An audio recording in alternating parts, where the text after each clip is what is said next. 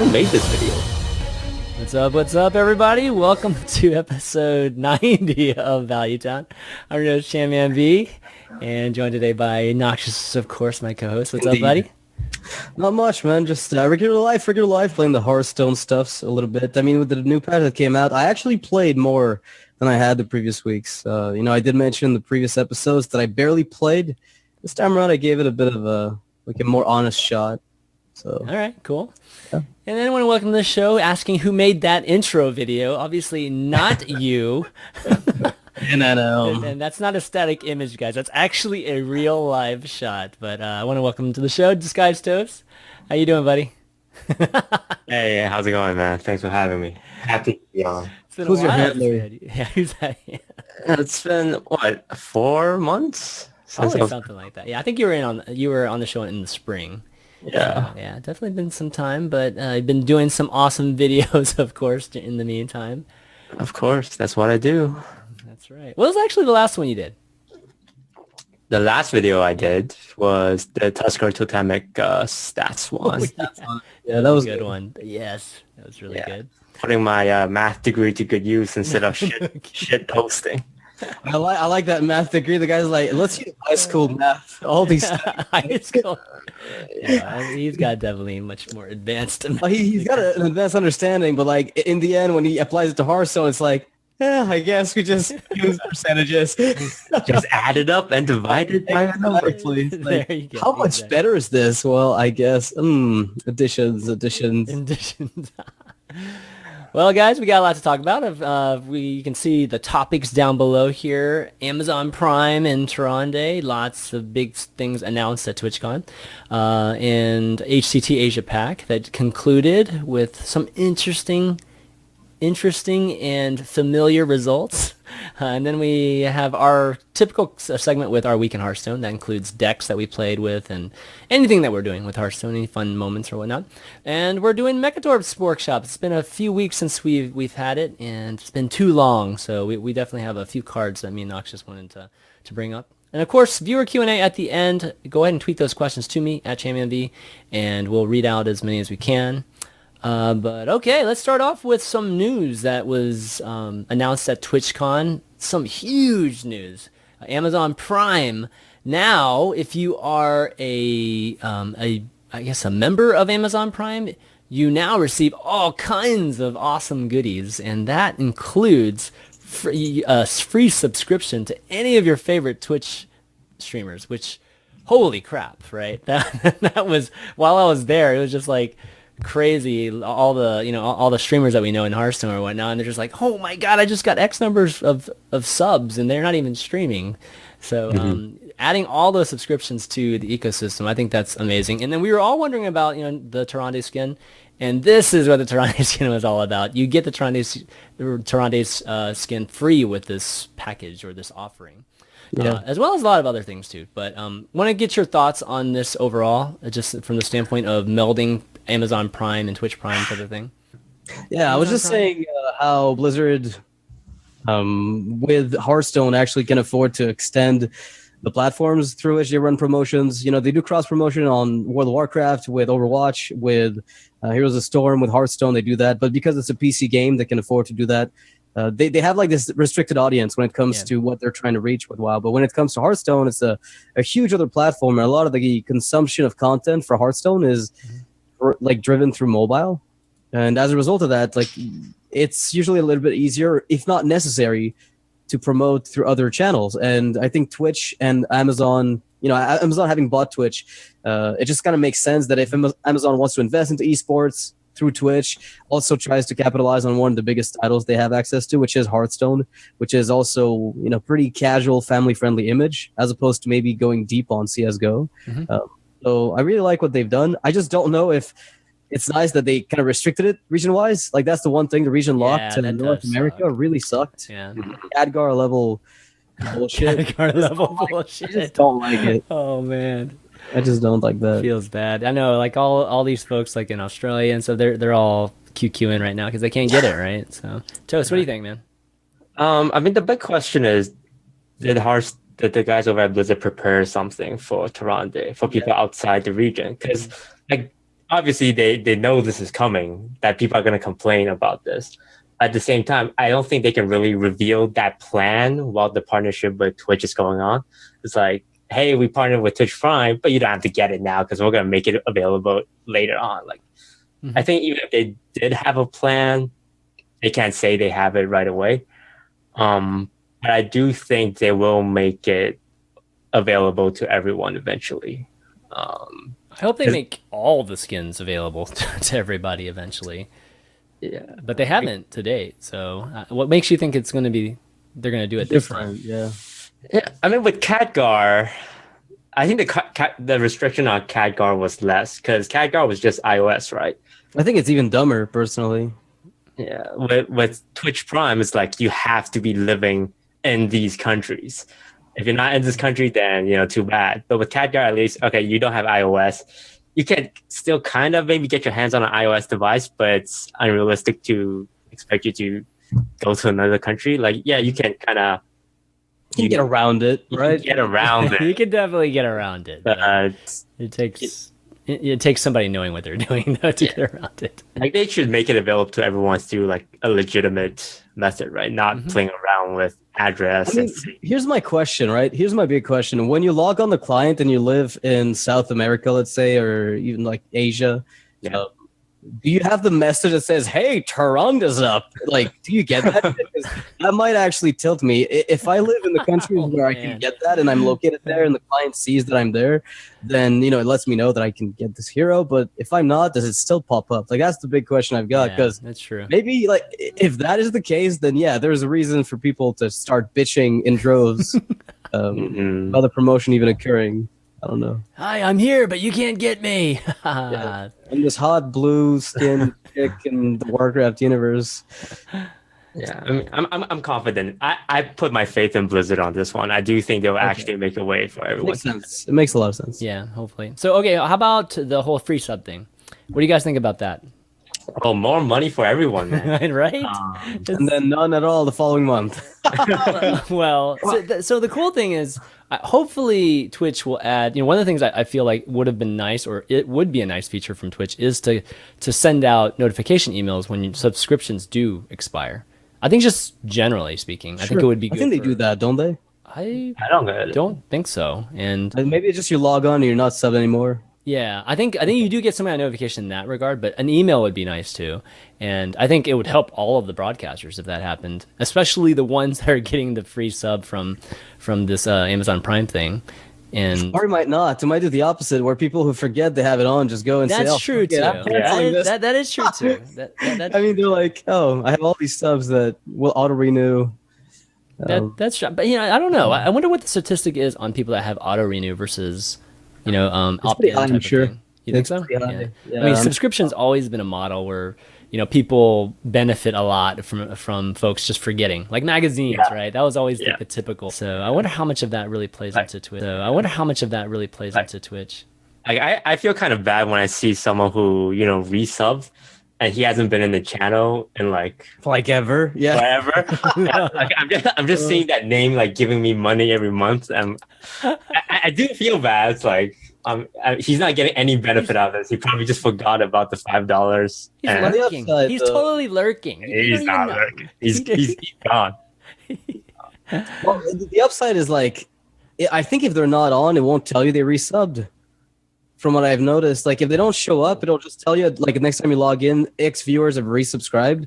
Right. I don't think like AFK people show up in the chat if they're resubbing as you're live. Oh, okay. But do I still get their money? You still do. You can buy okay. Of course you still get their money. Of course. But no, this is actually amazing for all the broadcasters. I mean, they literally added, I don't know, 1 million possible subs to the Twitch ecosystem. That's crazy. Yeah, for sure. Like it was a bonus for everyone. Like if you had Twitch Prime, Amazon Prime, and it doesn't take away money from streamers because streamers still get their regular share, right? Mm-hmm. Yeah. Essentially, Twitch is just paying a bit more to us, which it's a win-win situation. Yeah. Yeah. Very cool. The best synergy they've had, at least, or this kind of cross promo I've seen to date, at least with Amazon, especially with Amazon buying Twitch. It's about time. We've been starting to see that Amazon coin thing, in this kind of third-party sponsorships of people who broadcast on Twitch. Yeah. But now we're actually seeing something that's directly directly integrated into Twitch, which is cool. It's about time. Amazon coins. Yeah, exactly. They're taking over the world. Sellout, Toast. You're such a sellout. Get Amazon coins. Oh, that's a Firebat. I think it's gonna get. This guy puts it in the beginning of his videos now too, man. Yeah, Firebat's just like right now. Firebat's just loading up on Amazon monies, and then he'll just flip it for Real House and like Santa Ana or some shit. Like I don't know. it'll be worth it at some point. Point is like there's a lot of more money coming in from big.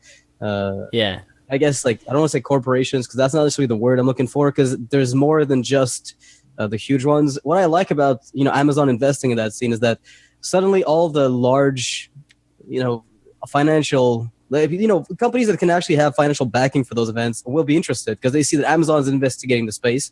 And then the next logical thing is, well, what's that worth to me, right? Like, can I actually put some of my own funds into it, even beyond just mobile games? Yeah. Mm-hmm. Definitely. All right. Well, one thing that's come from this whole Tyrande Skin and everybody's just talking about Priest is Blizzard recently announced that they're doing an event or maybe they helped organize this kind of community event called the Priest Extravaganza. Yeah. And what it is it's basically a lineup of a bunch of, I don't know, kind of show matches or arena co-ops. Here, let me show you the page here, guys.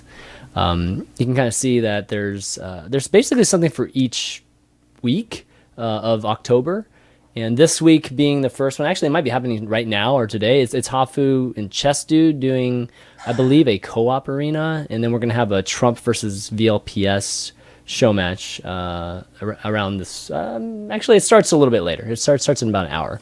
And it kind of continues on. You see, got Crip, Thais, Amaz, and Nijiak, Geek and Sundry, Dog, and Savitz are involved with this.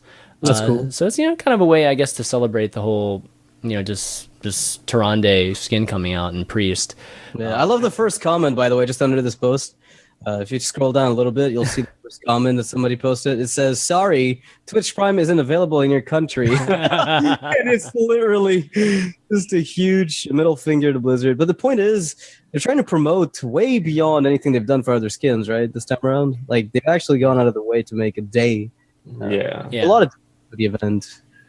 Yeah, definitely. And you can tell that if you look at all the streams, it's basically the top streams in Hearthstone that they targeted here because all the channels are. I mean, Trump, Crip, and Amaz are top streams. Savitch and Dog are up there too. So the people people don't really know is Chess Dude and VLPS, right? And then Geek and Sundry, a little bit. Amnesiac maybe Not aware. Not everybody knows Amnesiac. All the competitive scene does, but yeah. And Geek and Sundry is it's more of a mainstream geek culture channel with but it's big. Geek and Sundry is huge though. Yeah. So I mean, people are talking, right? About Zeta a lot. Yeah. He's known as a Priest player, and Noxious, you can weigh in because you're also known as a Priest player, right? More or less, but I think Zetalot definitely should have been the first guy on this list of literally probably any other person. Like Amaz still keeps this reputation of being a Priest player because of the old days, like how he built his reputation on it. I just don't get how Zetalot was glossed over. Maybe I don't either. Maybe he was asked and nobody really. He wasn't asked. I don't know, dude. I can tell you that he wasn't asked. So. It's so weird. Yeah, it's a very touchy subject, like how Blizzard does these invites, right? Artosis is the world champion of what? No, it's clear that they were going for more of a larger scope audience. But like you said, it's like Zetalot is just something. Even if you don't like love him, or don't think he's like that I don't know, entertaining of a personality or whatnot, he still got popular. His stream's pretty popular. This gets like 1,000 to 2,000 concurrence whenever he's streaming, and he no doubt, like no question, is the Priest streamer. And as a community, if this is like a community event, at least if it's advertised as a community event, then he should be part of it in some way. Like Yeah, You I think, celebrate him, right? yeah, Yeah. I think Celebrate him. maybe Blizzard will fit him in after seeing the reaction from people, because there's no reason not to have him, right? You have a wide variety of invites on there, which is fine. Like some less known people and some really popular people, and Zeta Lot is kind of in between those two. But like you said, he's the pre-streamer. So I'm expecting Blizzard to fit him in somewhere after seeing the response to this. I mean, all they have to do is add. It's not like this is like Blizzard stream or anything. This isn't play Hearthstone or anything. This is just a list of people's streams and times that they're doing stuff. So yeah, Zeta Lot, they could just have him do something and just put him on the schedule. And I think that would, because it's not that is what it is, right? I mean, it's not much more than that in terms of it's just kind of collection of or again, maybe some matches and stuff that they've organized, but it's on these individual streams. Right. Hopefully they'll do it. Hopefully you're right, the Toast, that they'll just add them to the schedule, and we could do something cool with that. Yeah, maybe they'll delete Purify from the game as compensation. Oh my god. Yeah. It's kind of an obvious thing though. So again, it's sometimes with the community, I wonder. All right, why don't we move on to HCT Asia Pacific, the championship, right? This was the last region to complete their summer championship. And, well, we've gotten a 3-time championship winner now in that region, which is Handsome Guy. Right. Pretty amazing results, no matter if he had to go through prelims or not. And people, what do you mean, no matter? I mean, even given that, it's still not easy. It's still very impressive. It's like no question. It's still very, very impressive that he wins. Yeah, considering like how many people you have to beat, even if you did skip a couple of stages, it's still like you still have to beat like some of the best players in the world 3 times in a row, like 3 tournaments in a row. Right. But obviously that's a big discussion that people are having, right? Like it kind of sucks because it is taking away from his achievement a little bit. But that is the rules of that region, and some people don't like comparing Asian region to Europe or North American region because of it, because the rules just are a little bit different. And yeah, I mean, what are your thoughts? I'll start off, and I'll just say that I actually think the Asian region is doing something that's good. Like just having him come to the next, just kind of forego the preliminaries. That's the kind of thing that we actually do need in this structure. So having Handsome Guy actually win 3 times is something for us to talk about. And it is an improvement thing. I remember the one like earlier this year. What was the third one? The majors. It's just each of the majors. I know you did HCT, Asia Pacific, like finished the first and then second, but I don't know about the other third time. I must be like forgetting one event. I must be like forgetting one event. Yeah, so I mean, anyway, it doesn't matter. With him winning, again, having him reoccurring in these events, I think is just one thing. But on top of that, him winning is, that's something that's at least an achievement that we can, laud and whatnot. Versus having different people every single time, like we've basically had in the at least the America's championships. So it's. I don't think there's anything wrong with that. Now, whether you argue whether it was just like super impressive or not, I guess that is a subjective thing, and obviously people in the community have different opinions on that. But totally disregarding his achievement, I think is a little bit overboard. But at the same time, it wouldn't be as impressive as somebody who would get to the finals, maybe even get to the last call and then gets to BlizzCon. It's a different. Exactly. I would never say that Handsome Guy is better than a player who makes it to last call, but just completely diminishing what he did, just because it isn't the pinnacle of the most routes ever. It's kind of ridiculous, really. Yeah. So RDU and Frodan talked about this on Twitter. There was a back and forth, right? Go ahead. And so Frodan is basically saying he's the first person to achieve 2 championships in the season. Oh yeah, 2. Sorry, I was saying 3. 2. Sorry. Yeah, it's 2. It was 2, right? Yeah, it was 2 championships in the second. Because there was right, Noxious. I was saying in 3. the earlier stages of the year, there was another HCT for. Right. Yeah. Station. And I guess the way he worded it was like it was being compared to American and EU. that no one has done it before, right? Mhm. And I think RDU didn't like the way it was said in the terms of this direct comparison, because a handsome guy didn't have to go through the whole tournament for his subsequent appearances. And there was a big discussion. It's obviously spilled over to Reddit as usual, as all drama. And, brings up the question, like, Frodan's like behavior and RDU's behavior, and then other people started piling in, and it was just this whole thing. It's just drama and just your typical, but it's really over nothing. You know what I mean? It's like, well, it's not really nothing. My big question is like, why do they have different rules across regions? Like, that's the big issue. Okay, sure. Like, this is just a problem with the system. It's like blaming the driver for a shitty car in this spot. Like, RDU is just lashing out at people. But I think RDU is probably lashing out more because last call is not getting that kind of attention. But it's unfair. Like, it feels unfair from his perspective. And the point is that it is unfair if we're looking at the system as a whole, because there's this little pocket where, well, hey, sometimes you can just snowball out of control and get invited automatically. But I don't know that like we should be blaming any individuals that are participating in the system. Like, they didn't choose to be in those regions. It just happens to be where they are. So I would rather hold Blizzard accountable for this more so than start harping on the drama between RDU and handsome guy or whatever. Yeah, I think next year, I think we'll see all the regions be consistent and at least the structure of it all. But again, I actually think what they were doing in Asia was more in the right direction than what we've been doing in EU and NA. It'd been nice to see Tice in the other championships this year. Right. Just be invited straight to it. And then who knows? Tice could have been a 3-time winner or a 2-time winner too. Well, there have been some invites for like over the years for Tice for a few events. Not necessarily like I'm talking about the actual seasonal championship, tournaments. So that's kind of what was happening with Handsome Guy, right? He didn't have to go through the prelims, which is a big deal because the prelims are a crazy gauntlet in itself. But that kind of reoccurrence, I think, is we talked about this last, so we really went through a lot of structure whenever we had the episode on that.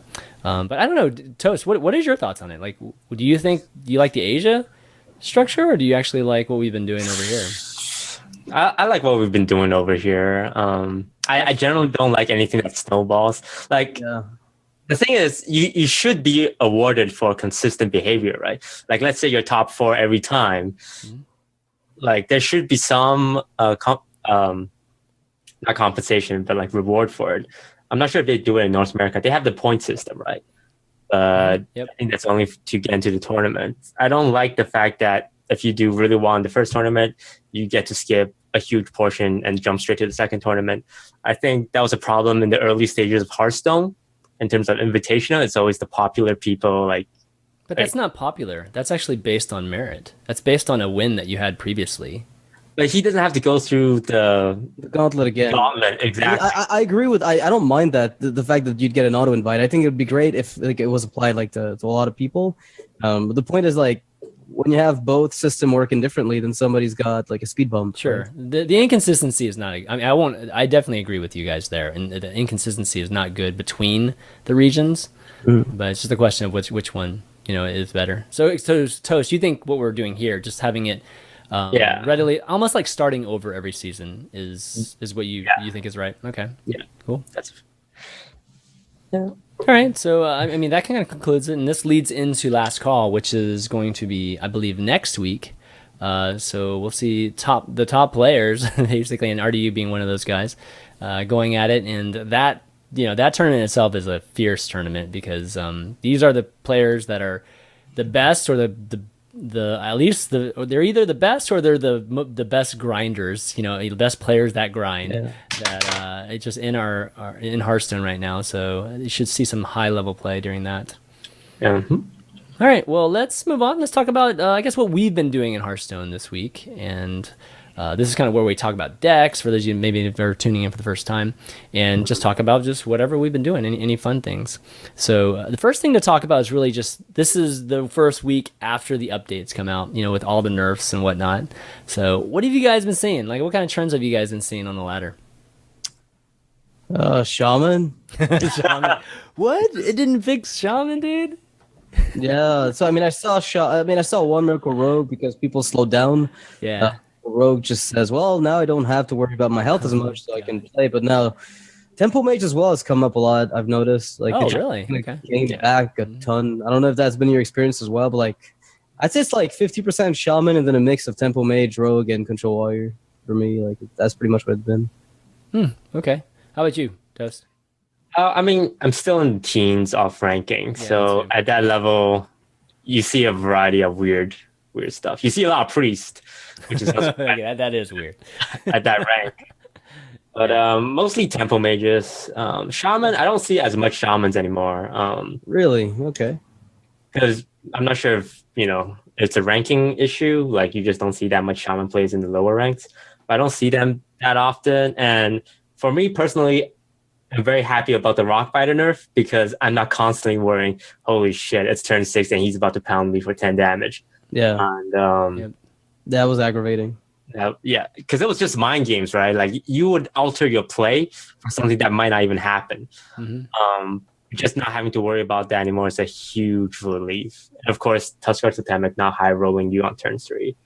I still see people play Tuskar Totemic, but I personally do believe that Tuskar Totemic is not worth running.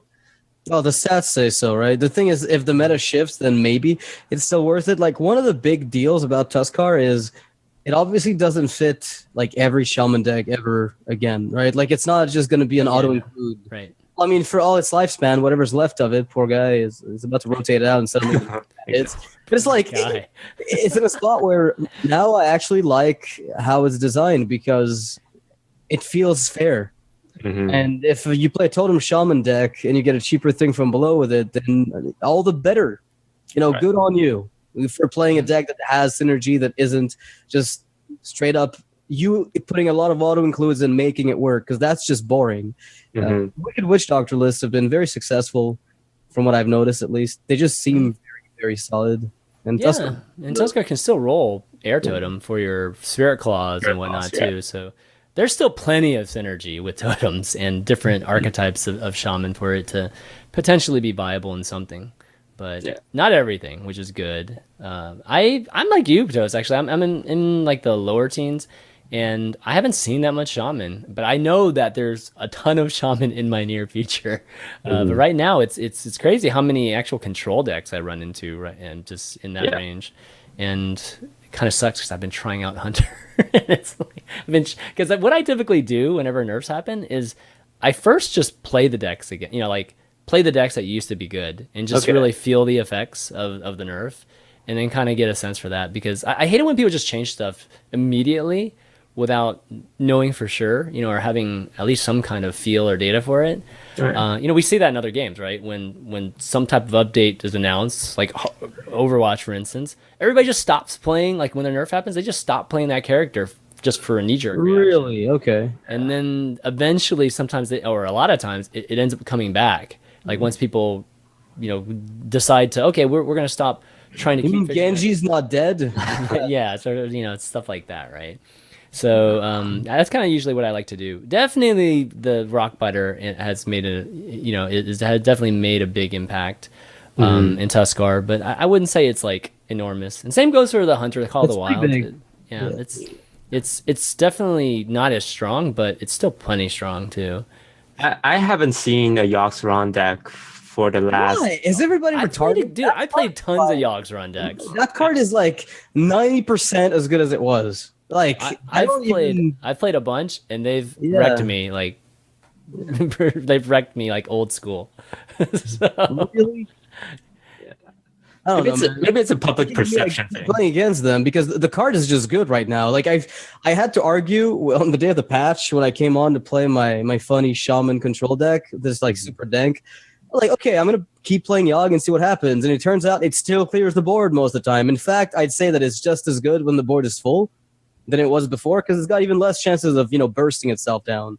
I mean, it sucks if it shadow steps itself. Life sucks, or it vanishes. But it's one of those cases where he still works okay. So all the doom and gloom about disenchant Yogg, delete the old god, Jesus is dead. I'm like, no, calm down. Like, if anything, it just I think reaffirmed that the change was good. I mean, it was like an elegant change. It wasn't like one that just completely killed him.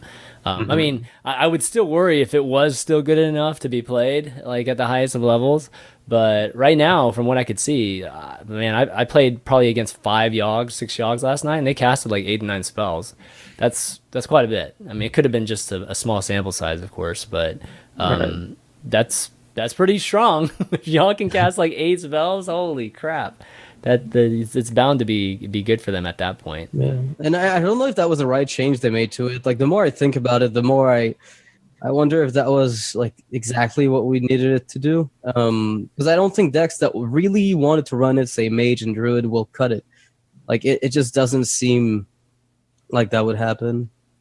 Yeah, that's a good question. I mean, the biggest problem I had was Tuskar Totemic. So ultimately, at the end of this patch, I don't give a shit. Like, I care, but I'm like, yeah, Yogg is a thing still. It's okay. What do you think, Jost? Well, I haven't had any experience with Yogg-Saron yet. Okay. What? You haven't? No, like you're kidding, right? I'm sure there was a video upcoming with new Yogg. Yeah. Don't lie to us. I thought about doing a video where we go back and look at tournament Yogg-Sarons and just end it at the point where he either dies or transform.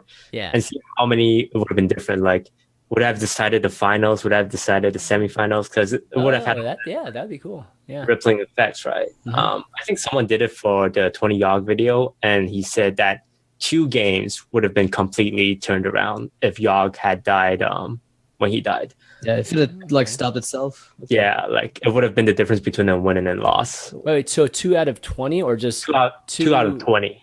Oh, that's still a 10%. So that's it's 10%. Removing 10% out of a card's win rate. Well, although since I mean the question is like, did the other Yogs? Yeah, were they like game board right? flipping? Yeah, game winning Yogs. Or like the question is like, these 2 out of 20-ish Yogs matter so much more than the other 18, let's say? Because if the others didn't matter, then they didn't really change the course of the game. So exactly. You need to see like how many Yogs that mattered would have been different. I think 10 Yoggs didn't do anything. Like half the Yoggs didn't do anything. That's a lot. Okay, that's a lot then. So it's like 20% of the Yogs that did something ended up just sucking. Yeah, pretty much. That's a pretty big nerf to the card's efficiency. Yeah. But 20 games is a very small sample size. Sure. But, with Yogg, yeah. Of course. It's the importance, right? This was like a championship game, and if it was the final game, it would have been the difference between champions, right? I don't think it was the finals. I think it was just like the early qualifiers. Yeah. But I think. Sorry, go ahead. So I'm just saying, like, this nerf will make a significant difference in the upcoming Last Call and BlizzCon eventually. Well, I guess like it might, but my big thing with Yogg is he's put into decks to add like a 1% to 2% extra win rate on top of what the deck already does, which is a huge edge over a long tournament. So let's assume we run with that 20% number. Like, it's still a 1.6% extra win rate if you're adding 2% baseline. It's still a 0.8 if you're adding 1. So you're still having an edge from having Yogg in your deck rather than not, right? I think. Unless you can find like a better substitute for him, which I can't think of one, really, because it's standalone. To your point, yeah, I think he's not clearly bad. He's definitely right on the fringe right now. And, at the top level, consistency actually is a big deal, right? Especially for the pro players. They don't generally like to mess with things that are, have high variance. Yogg just happened to be one of those things that just had high variance, yet it was just consistently good, right? Yeah. So I think just lowering that, even just a little bit, I think puts it in question. We'll still see some. I think we'll still see some top players running it. It'll be curious how many in Last Call actually run it, which would then feed into BlizzCon. But I'd be surprised not to see it at least once in the tournament. What's better than Yogg? Like in the Druid, like the Druid's already good still. Like, are the Druid's still good even without Yogg? But what card would have as much impact as Yogg does right now? All right. I don't know. I can't really think of one. Yeah. So it's yeah, I can't think of another card, or that could even have anywhere close to that impact. Well, people used to say Deathwing was like the next substitute for it, but truth is, like, there's no real comparison. I mean, some people might choose to just play, hey, I'm going to slap in a Ragnaros for consistency if I wasn't running him, because he's not random and he's still pretty good. Well, he is random, but usually not so much, and he's still pretty good. The problem is when you play Yogg, I'd say right now Yogg is garbage if you play him alone on a board, on an empty board, which wasn't the case. He's always been like that, yeah. Right? No, it wasn't that bad. Maybe like 50, it was bad before, but now it's like it's tremendously worse. It's like those cases where you have an empty board and you're fetching for some kind of way to close the game because the opponent's not offering anything. Now the Yogg is just horrible compared to what he used to be. But on those full boards that you had no chance of winning against, I think on average he's like, I don't know, as Toast said, probably like 80% is good. I want to kind of talk about like the whole nerf cycle, because this marks the second year in a row where, like, before BlizzCon, that made a change. Yeah. Last year was Grim Patron, right? Yeah. After community outcry, and like the question is, like, a lot of pro players are happy about it. Some of them have been playing with the idea of Tusker and Totemic and, Doomhammer and Rockbiter. And I'm like, everyone's happy that things got changed, but it's another case of, a lot of preparation leading up to this point has to kind of be tossed out the window because the meta was changed by Blizzard after community outcry and a month before the biggest Hearthstone tournament ever. And just wondering, like, how you guys feel about this cycle where, because the complaints started in Old Gods, right? With Tunnel Truck, Tusker, and 4-mana 7/7. Tusker Totemic started on day one of the card existing in TGT. It just never happened to be an issue because we hadn't gotten to the point where Thing from Below blew the totem deck, into, or just like shoved it in our face. Right. Well, Shaman overall just wasn't like tier 1 yet. Sure. And then once it got to tier 1, then that's how it always is. Once stuff gets to tier 1, that's when we start nitpicking at things. Yeah, which is, I get a lot of shit for that because I call cards OP even though they're not playable now.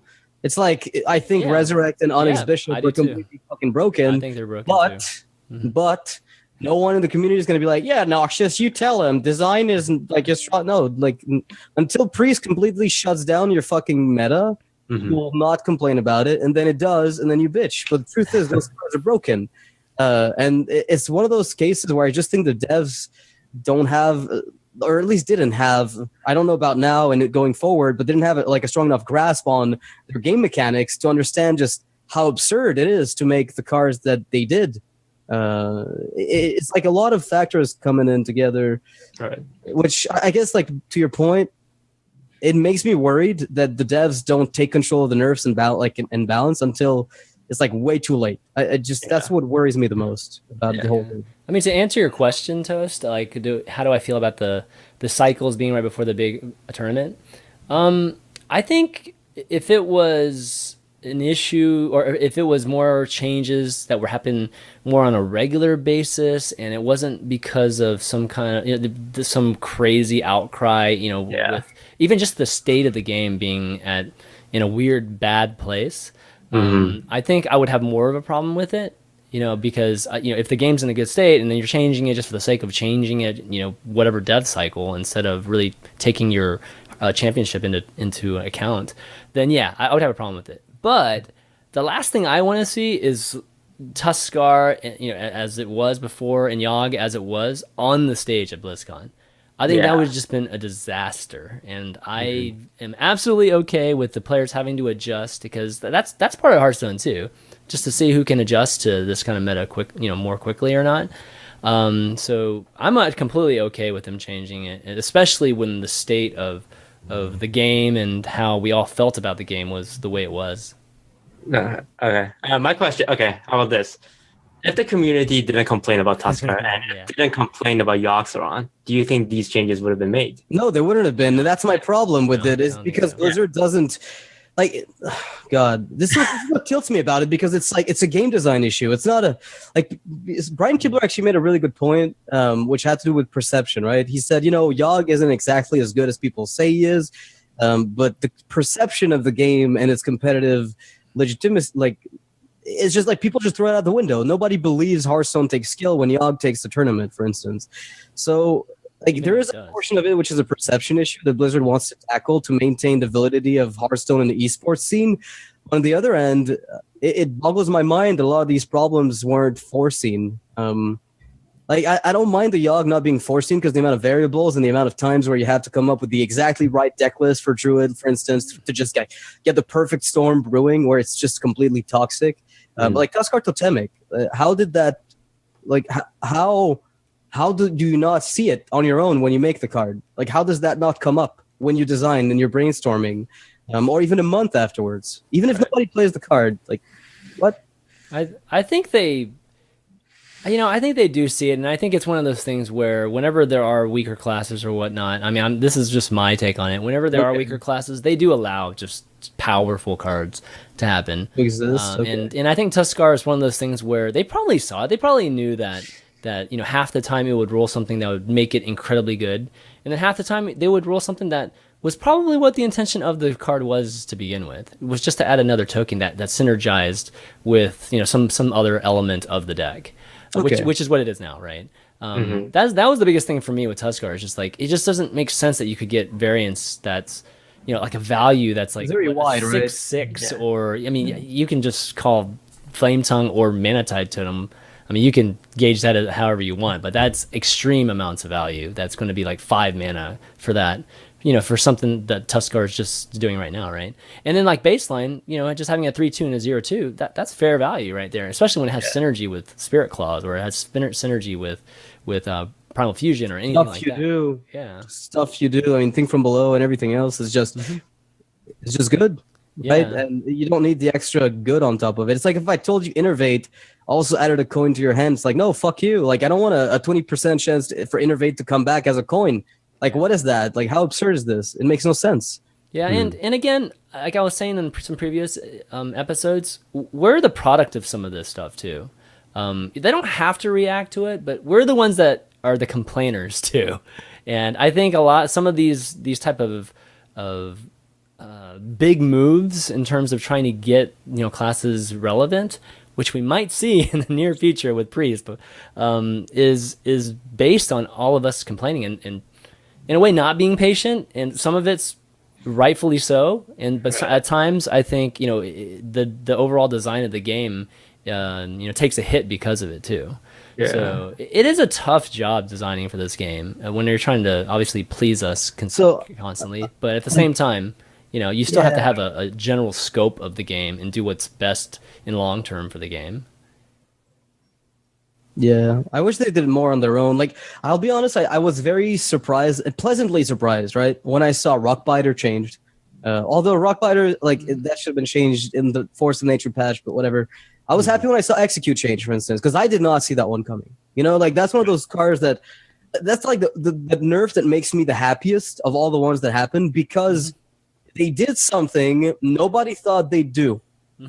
And they saw a problem that we didn't bitch about. Yep. So they've been doing stuff that didn't rely on, hey, how much does Reddit hate us right now? No, it's like, we have this problem, let's tackle it. And that just felt good, because it's one of those things where I'd like there to be balance changes that come out, where Blizzard tells us, here's the imbalance, and if you think that's not right, you're wrong. And they just take the reins of the balance instead of letting it just go crazy. I would like them to have a more active hand in it, basically, is what I'd like. I mean, the nerfs, like the nerfs is what nerfs and buffs. I don't give a shit what they do. Just as long as there's, buffs are fine. I don't mind buffs. But like, if the only way they're going to have an active hand in it is releasing new cards, I'm not interested. It's just not compelling. Like, I can make new cards too to fix problems, and sometimes I don't even fix them. I release, Little Exorcist to fix fucking Undertaker. Like, it doesn't.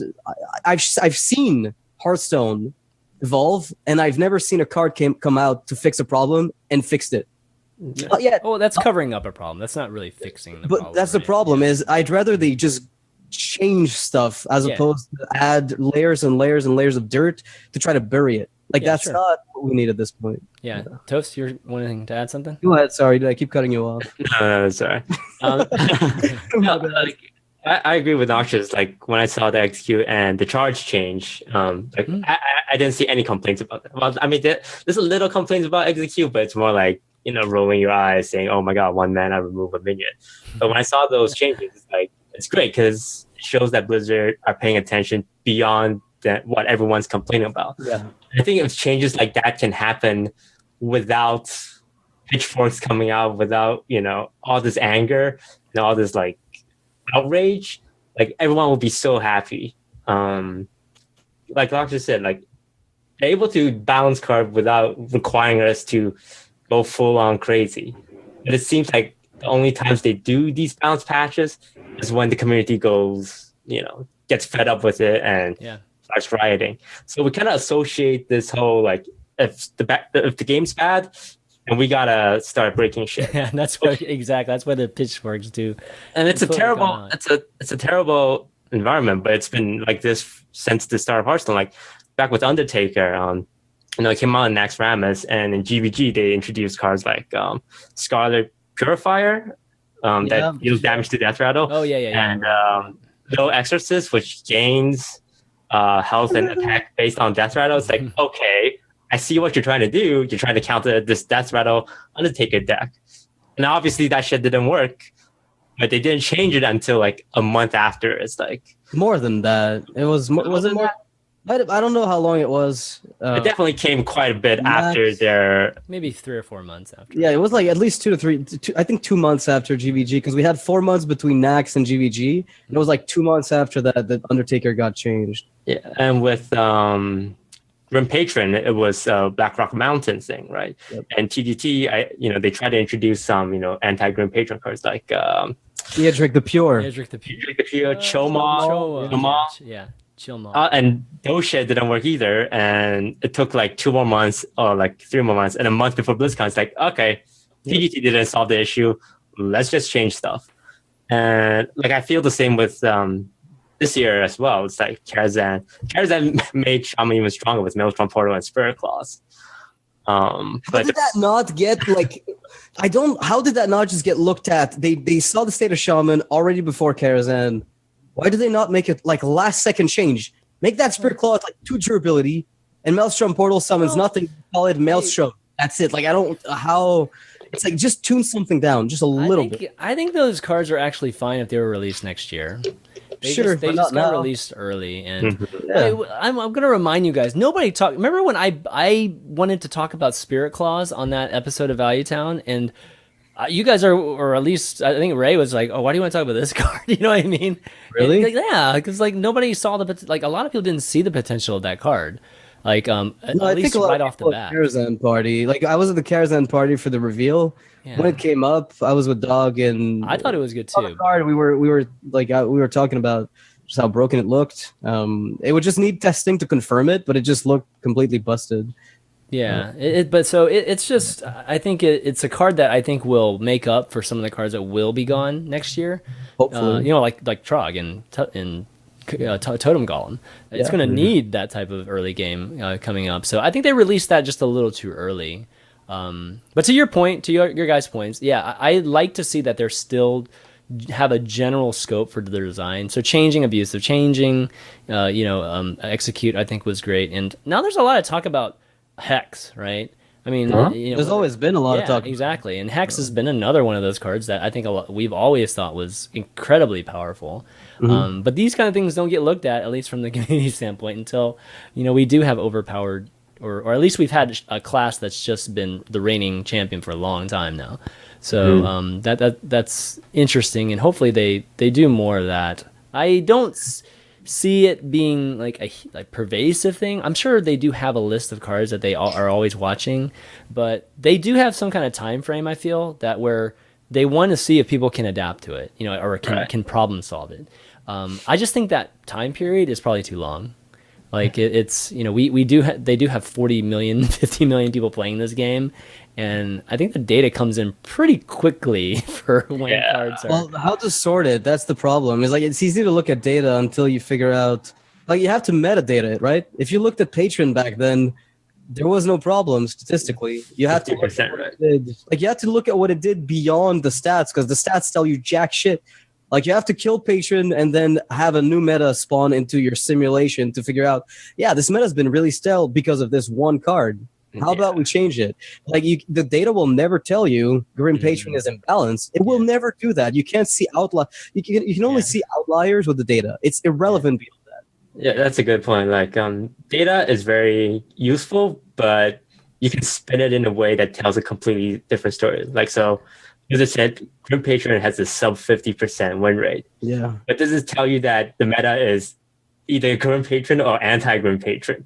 And doesn't tell you that 50% win rate is, OTKs for like 50 HP. It's like those wins are very disgusting wins that, just ruins people's day.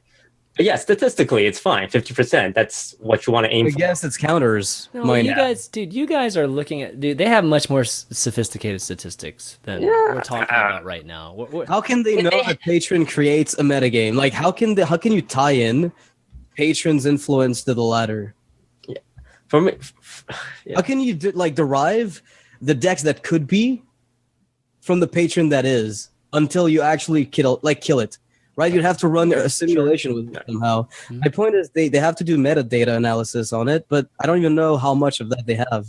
Mm-hmm. I think they have tons of data. Sure. I think they have a lot everything. Too. Now, what derivatives of that data that they have and they look at, that might be another question. But they have all the data, so it's just a matter of figuring out, analyst hat, right, and figuring out what data matters and what data. What does this actually mean, or what does this end this together? And what does it mean? So I just didn't like the way that they threw out that number, 50%, the sub 50% number to justify Grim Patron, because it's such a like 50%. It's fine. It doesn't go into it, and then a week later they're like, okay, we're changing Grim Patron. It's like such a PR answer to me. They had there were a lot of discussions with the pros, right? So I think they took the word of the pros about it, or on it rather than rely on their data at that point. So I'm sure after the patron episode, they've been trying to restructure how they balance things. If it's not just going to be that 50% or above or under 50%, what else do we look at? And I'm sure that the patron deck forced them to evaluate a lot more stuff than just win rates, in order to just modify the metagame dynamically instead of waiting for a long period of time. Because even if everything is 50-50 within a certain pocket of the metagame, if you have 3 elements within that metagame, then what else is not there? That's the data that they have to. Gosh, we should. Hopefully, one of these days we'll get, I don't know, somebody on, like Mike on or something, and we can ask him all these questions, because but I mean, it'd be cool to find broken. That's what I got from Mike a while back, and I was like, sure, I guess the win rate of Dr. Boom is nullified by BGH. And again, we haven't solved the problem. It's easy to say Dr. Boom's fine because BGH and the variance of it is usually mitigated by a billion other factors. But Dr. Boom was arguably stifling decks, not because it prevented deck building, just because it forced you to put BGH or an answer to it in your deck. I mean, it's both. It was just too good a value to not put it in, and too good a value for you not to put BGH in. So, that's a different kind of stifling. But it is still another problem where you have the data. I mean, I'm sure they've changed the way they look at it, right? Yeah. So I'm sure if Mike came back on, he'd tell us that they're just doing a lot better at balancing. Well, I think they are. So from the standpoint of cards like Dr. Boom, I think they are doing better. We don't have those crazy non-class cards that are just in every single deck, right? We don't have many of them, at least. So from that standpoint, they have improved quite a bit. But there's obviously some more work to do. All right. Anyways, we talked about that enough. I'm sure some people are just like, gosh, all right. We stop talking about competitive Hearthstone. Exactly. All right, let's talk about some decks. I really like the way they've designed. By the way, just going back to one thing, I really like the way Hearthstone was designed in terms of the aesthetic of cards. I just wish there were new mechanics introduced, and that kind of ties into Mekkatorque Workshop. But overall, I think the expansion was just good. It was just a decent expansion. After everything settles down, I think the design of it I mean the cards and interesting than Doctor Boom GVG level stuff. It was just just the cards, right? And sure and everything else. Okay, cool. Yeah. Cool. It's setting up Beast Druid, Steel Rogue, and Resurrect Priest for the future. Yeah. I'm terrified of Priest. Resurrect Priest is not a good way to go. It's very scary. If it's ever not a good way to go. What do you do? Scared. Yes. What do you do? I'm definitely scared too. All right, let's talk about some of the cool decks that we've been, or some fun decks we've been playing. Ever since the change. So I brought my Hunter, and this is kind of like a Hunter that I talked about, I think last week or the week before, but I thought would be worth just revisiting just because we've had some changes. And so this is the one that had Avian Watcher in it. And what's cool is that I played this, and it was more for a discussion point for the show last time, and just Avian Watcher being a card that's just not looked at because of all the other Hunter cards. But then I had somebody message me and tweet me that he's run into like 5 Avian Watcher Hunters ever since the show, so that's kind of neat. Interesting. So anyways, yeah, so this is a similar deck. The only difference is I added Medivh into it. And I might have added like Bear Trap or Cat Trick, like maybe a different combination of that. And this deck's actually been pretty good, surprisingly, against Shaman. It struggles against anything that's heavy control, just because it doesn't have the legs. Well, you don't have Quick Shot, right? Yeah, it doesn't have Quick Shot too. Yeah, that's true. Yeah. But Bear Trap actually is surprisingly good. Like it helps fight at least in the beginning, and then Avian Watcher even absorbs quite a bit. Just having a standalone taunt, there's like not many of those anymore, so having a nice solid taunt 4/7 taunt in there is like crazy good. But yeah, overall I think this Hunter is the best one I've played so far. I mean, Medivh you could probably replace, and lately I've played against so many decks that have Harrison Jones that it's like I probably shouldn't play Medivh at this point, but when you do land an Atiyesh on Call of the Wilds, it's like you win. Yeah, but I prefer filling that slot with Ragnaros usually. But... Yeah, Rag would probably, it's going to be obviously more consistent and faster, but that's not as fun. It's like everybody plays Rag and it's going to do, You have King Crush out of... Yeah. But I feel like outside the whole Harrison Jones, before that, that and Ooze was being played more and more, I feel like Medivh was just out of range of being played, just barely out of range. Not like our Archthief or Fom range, but just barely, because whenever you could follow it up, if Atiyesh did land, then it would be amazing instantly, like the turn after, like it's just instantly good. But right now it's just, I think it's still out of range for being really, really good. Mm-hmm. Yeah, it's tough. Like the fact that you're running like the Secret Hunter build obviously means like the whole mid-range beast approach is a bit tougher to pull off. But because you've put in like those 4 2-drops, it's kind of like there's a lot of Secret Hunter builds that exist, and I don't think the best one's been figured out quite yet. Like there's no set build for it, and I'm talking not just which secrets do you play, but rather like how many beasts do you put in? Do you play Infested Wolves? Like how deep do you go in the whole beast aspect of Hunter? Because you can't go too deep, because then suddenly why secrets? It's like it's tough to find that balance. But I'm interested to see how well this kind of deck fares off against the current meta, because you have a really huge amount of early plays that aren't just coin cloaked Huntress win. Right. You actually have 2 drops. Yeah, I mean, the Kindly Grandmother is that I have to admit is one of the cards I think I missed on, like when initially evaluating it, because I thought that card would be insanely good for Hunter, like really making mid-range even more consistent than it was before, and really pushing it to the top. But that card, honestly, like if it wasn't for like Bear Traps landing sometimes, that card is just really, really weak by itself, and makes you almost want to have to play like Abusives and crap like that. And you've seen some Hyenas lately too, right? Because of it. But I mean, Abusive's gone, right? So like the hybrid build of Hunter is a lot. Like the thing with Abusive though is so good, especially in decks that aren't Zoo, is it was a playable 1-drop. Yeah, it was. One that wasn't Fiery Bat. So yeah, that's true. Yeah. You tried any Hunter, Toast? No, not really. I'm not a big fan of Hunter. But look at your list. Well, the Medivh is very greedy with 2 Call of the Wilds, right? Do you find yourself like having Medivh but having to play like a secret or animal companion? or do you consistently able to play Call of the Wild on turn 9? Because it is the late game, right? Chances are you have at least one Call of the Wild. To be honest, like there hasn't been many times where I've played Call of the Wild before Medivh. I mean, you get like a lot of draws to get Medivh, in those first 8 turns. And then, but maybe a few times I've had to play, just some of the secrets and whatnot. But Hunter's just strong, like usually mid game anyways. So there's some games I just win without even playing Medivh. Sometimes not even like both Call of the Wild. So your build is with the Avian Watcher is interesting because I've seen a lot of people play. I feel like the Houndmaster and the Watcher together kind of fill this defensive role that you're trying to achieve in this type of deck. But it was the Curator approach that VLPS. Yeah, that's right. And I think Strivecore played in a tournament. Yeah, that's good too. The idea is you play your Drakes in your mid game for a draw to get to Call of the Wild more reliably, obviously.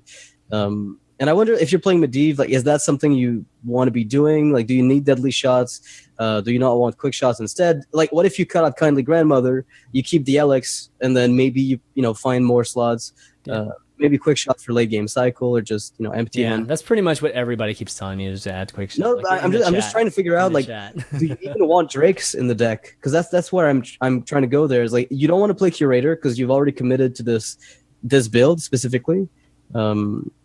Like, can you technically afford it? Like, is there a world in which you can find room for Curator, one Drake, I and don't say think you can do cut the 4 1-drops and play one quick shot? I don't think you can do the Curator build with so many secrets. Like, it's not a secret deck, I think. That's VLPS. Yeah, VLPS is. Was it still like heavy secrets? Okay, I wouldn't. That's all. It was even like deeper on secrets than you are. Like, it was Curator, double Drake, with a bunch of secrets, and it ran the beasts, which were only high mains, I think.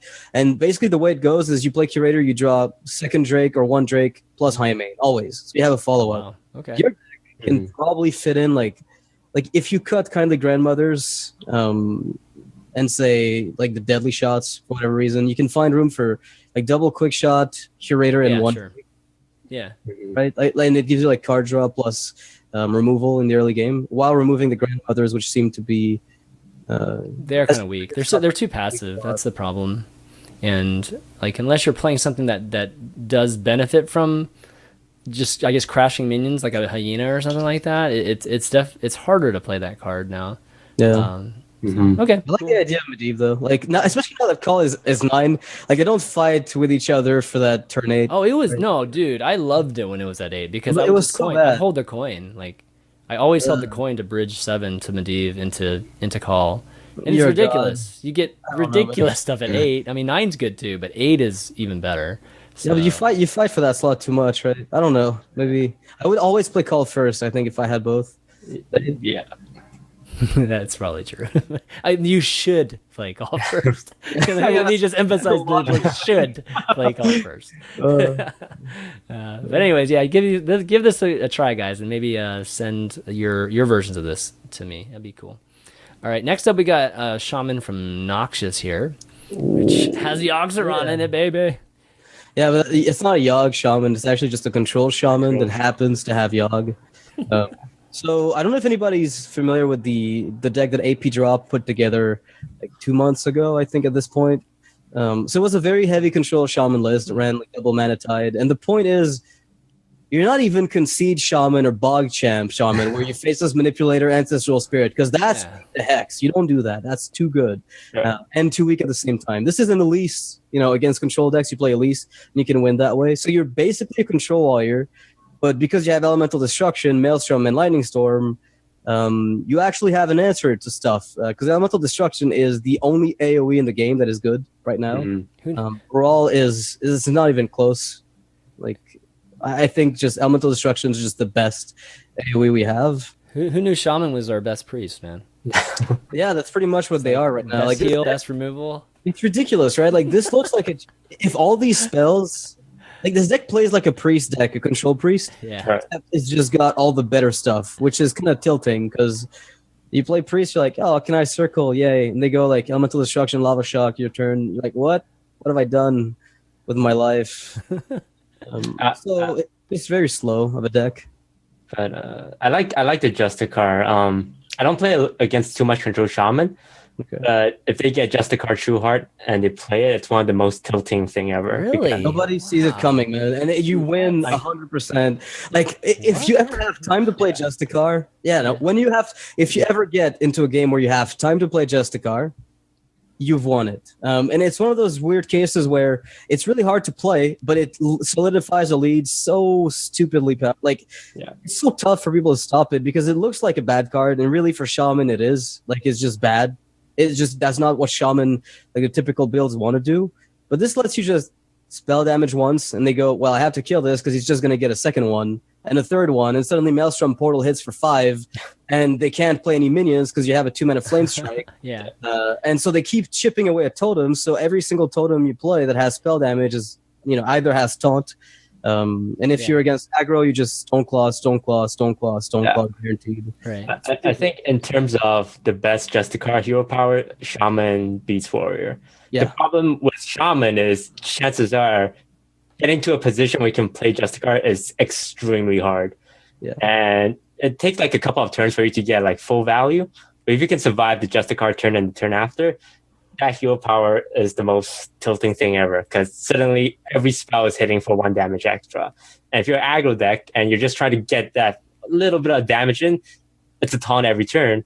And eventually the Shaman's going to draw into his two healing waves or the Lazio combo, in which case it's game over. I don't think I've ever actually heard anybody say that the Justicar hero power totem or hero power generally is second to the hero. Wow, that's crazy. Insane. I can be honest, I've only ever done it like one time, like ever. Okay. So yeah, it's just really hard to get to that point as a Shaman. As a warrior, it does it very, very well too. Like I was surprised when AP Drop came up with this because, well, with a similar list, it's not exactly the list he ran, but like somebody then iterated on it and cut Justicar and put in Curator with Scarab and Double Drake, and they cut Manatides. I don't think cutting Justicar out of that deck is something I ever want to do, but I could see why somebody would try to play a bit more defensively. But when that list came out, that's when I realized, well, that's it. Like, finally, Shaman has the best aggro deck, the best mid-range deck, the best control deck. Like, in a control mirror match, it's tough. Like, if I'm against a warrior, for instance, and they know what I'm playing, they'll win. It's almost impossible. With this one, that's true. But if they don't know what I'm running, then they play Acolytes on curve. I make them overdraw, and I automatically win. Like that's one of those things where if there's a war of information and they assume you're something you're not, you still win with this every time.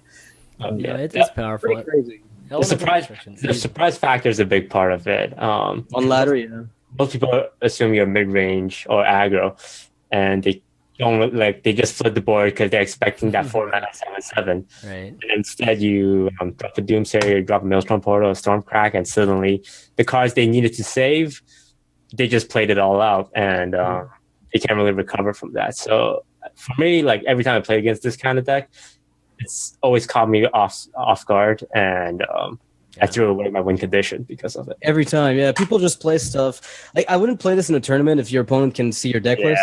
They'll just harm you. That'd be hell, dude. I mean, one of the upsides of this deck, though, is that it just doesn't lose to mid-range Shaman. Yeah, like, it never does. The really big deal is if you're facing off against a bunch of, mid-range Shaman, just play this and you'll climb all the way to the top in no time. Like, they can't stop you from...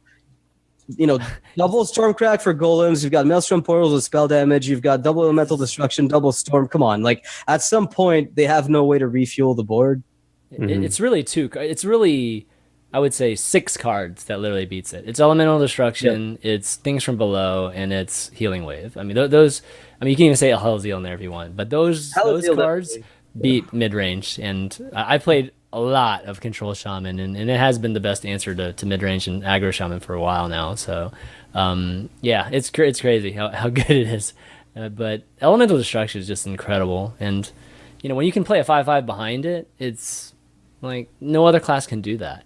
No other class can clear the board like completely, not even just play something. Yeah, and then play something that's worth 4.5 mana normally, right? The most insane part is when you have played Justicar and you get a late game clear on elemental destruction, and then you just make a spell damage totem after the fact, and then they can't put anything down. Like it's it's a really irritating deck to play against, and the Scarab version is even more tilting. Yeah. Because they end up just getting an extra elemental destruction or an extra storm. Or That's true. You always play Scarab. I don't play Scarab enough, man. That's always sounds fun. I don't like it that much. But in this deck, you could cut Ancestral Knowledge and maybe include it instead. Yeah. But it's like I'm on the fence still. Yeah, I mean, Shaman. It's so. It kind of sucks because we complain. Well, we don't complain about everything in Shaman, but Shaman's so strong, and there's just general dislike towards Shaman because of it. But at the same time, Shaman is the richest, class right now. Like if I were doing this kind of sideboard thing, I'm hoping to do it would be like a Shaman would be a great candidate for that kind of format, right? And so I hope we don't get too far away from that, because this is this class has a lot of variety. You can play control and you can play aggro, and it's distinct too. They're not like overlapping much, and that's really, really cool that it has that many capabilities. But the heal is just insane. I mean, you can heal up to just one thing from Hell's Zeal. Let's just say it's 30. Like one thing is 30 from Hell's Zeal, and then you get 20, like 14 and 14. Well, against mid-range, it's great. Like against aggro, it's also pretty good. Yeah. The big problem is like you run into, say, like OTK Worgen was a problem prior to this. Yeah, that's always a problem. If you didn't get Justicar, if you did, you won, because they can't go through 5 Stoneclaws as his warrior. But if you run into like Freeze Mage or Malgo's Druid that knows what you are, they'll save up double Innervate, they'll save up Moonfire, Roots, and you're dead from 35.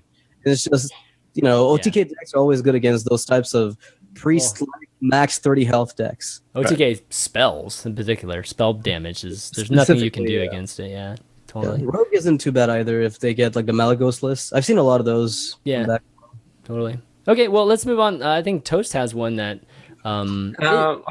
it's just an example, but I mostly want to talk about a Bonge Yashraj deck. So the one I have up here, it's a little bit outdated because I've called it a while, but it's the serious Bonge Yashraj deck for Hunter. I've been having fun with it. I've made a couple of videos regarding Bonge Yashraj, and there's so much different version of it. So Kalento and I recently did the Renounced Darkness version, where Bonge Yashraj, 2 Renounced Darkness, and all Warlock spells, because this gives you a bit more options. If you draw Yashraj too early, you can still Renounce Darkness and get minions in your deck, because usually there's only 2 minions in your deck. So with Renounce Darkness, you can add more. Essentially. I mean, Renounce Darkness itself is a fun RNG card, and the one I did a video on was the super, super greedy one involving Rogue, in which case you play Barnes on turn 4, right. Yashraj, prep, gang up. Yeah. So if you do kill one of your Yashraj, it's going to pull out another one, and that one's going to pull out another one. Yep. Because without the gang up, you pull out the one Yashraj, and if they somehow manage to deal with that, you're going to lose the game because you have 0 minions left. But it's a fun. It's the definition of a high roll Barnes deck, right? It's the definition of a highlight reel deck. Exactly. Statistically, I think you have like a 35% chance to pull it off. And then when you do pull it off, I've done it too, and I think it was like 50% instant concede or something like that. I think my stats were something where they literally half the time you get it, they instantly concede. Yeah. So with the A-bar one, you have a lot of backup plans, because Call of the Wild, Animal Companion, these are all minions that are spells. Yeah. And sometimes you don't even have to pull off the combo. But the Barnes combo is just such a great tempo advantage. Even if they do manage to kill it, you're so far ahead that it doesn't matter if you don't play another minion card for the rest of the game. Your lead is so incredibly high. Eventually, you're going to be able to just out-tempo them. All the classes that can come close to capitalizing on this. I play Barnes, you hex it. Like you hex the Yasharj. Yeah. My life sucks. Like of all the classes to which this can happen, going all in with Hunter, going into turn 5 is like I play a 3-cost bow and I smash in the face for 2 for my 1/1 and my 0/1. Right. Like, right. Okay.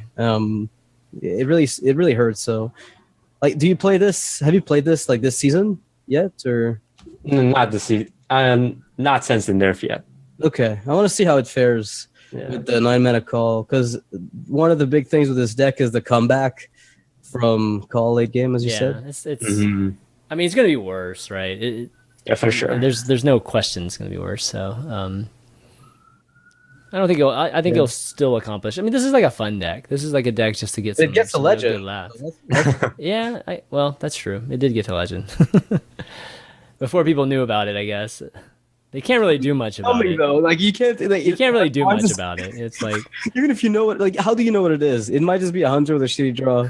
And Barnes comes down, you're like, well, okay. Yeah. You guys should try this. If you never tried this deck out, you should at least play it once, because it is pretty fun when you pull it off. Yeah. Okay, well, why don't we do Mekkatorque's Workshop now? Yes. And yes. Okay. And Mekkatorque's Workshop, for those of you that are just tuning in, is a segment that we do where we come up with our own cards, custom cards, just kind of throw some ideas out there, just some fun ideas, some maybe serious ideas sometimes, and just have a good time with it. So I brought a rogue card first, and it's called Masquerader. So it's a 2-mana card, 1/5 stats. At the start of your turn, this becomes a copy of another random minion on the battlefield. It's an epic card. So this isn't like exactly what I was hoping for. Actually, I wanted to name it Master of Disguise, but obviously that name was already taken. So is it supposed to change every turn? Yeah, so it's supposed to change every turn. In your hand or on the field? On the board. On the board. Yeah. Wow. No, it's like, okay, so it should actually read like it copies the stats, and then because like as I read it now, it just like transforms and never returns to what it was. Okay. Yeah, maybe the wording's like maybe not completely clear, but the motive. So what I wanted was I wanted essentially a card that that required some kind of setup for it by you, or some kind of preventative measures, or that sort of bit. And your opponent can do the same, where this card would basically morph into different things based on what's on the board. And, yeah, and you can play around with it. So sometimes you obviously high priority kill it, because there is some very, very distinct cards or very valuable cards that are on the board.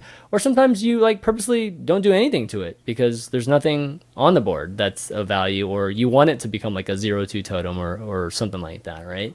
But does it just change the stats or the ability as well? It like morphs into it. It turns into it. Like Shifter Zero style. It's like Shifter Zeros, but on the board. But it's limited. It's not random minions. It's limited to what's on the board. So yeah, sure. It's another minion, like another random minion on the battlefield. Yeah. And and the whole concept was being like, Mystique or something like that, right? Just like literally the morphing into that card, at least for that turn, and getting the benefits of it too, right? If you actually morph into Air Totem, then you get the spell damage too, which is kind of interesting. Okay. But I figured it was something that was kind of fun, but at the same time you could play around it. Right, in both sides of the board, and that's the kind of cards I generally like, are things that either require setup or allow for both parties to just manipulate the board in a very smart way. All right. Yeah. I like another link to the new card if you want to reword it, but go ahead. Sorry.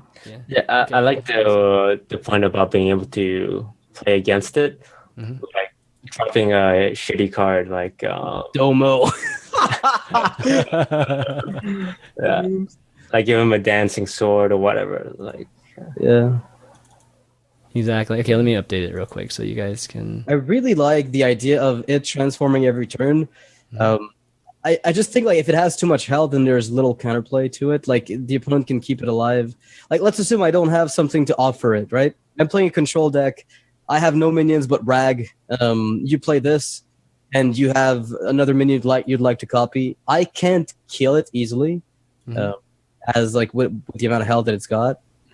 So maybe like either 3-mana 1/5 or 2-mana 1/4, like the Armor Smith level of health. Yeah, would be more in line with something that can be managed early game or later in the state, like later. Yeah, in the game. The only reason I put it 1/5 is just like I wanted it to live. You know what I mean? So that it would have, or at least it would have a high chance. You can conceal it, right?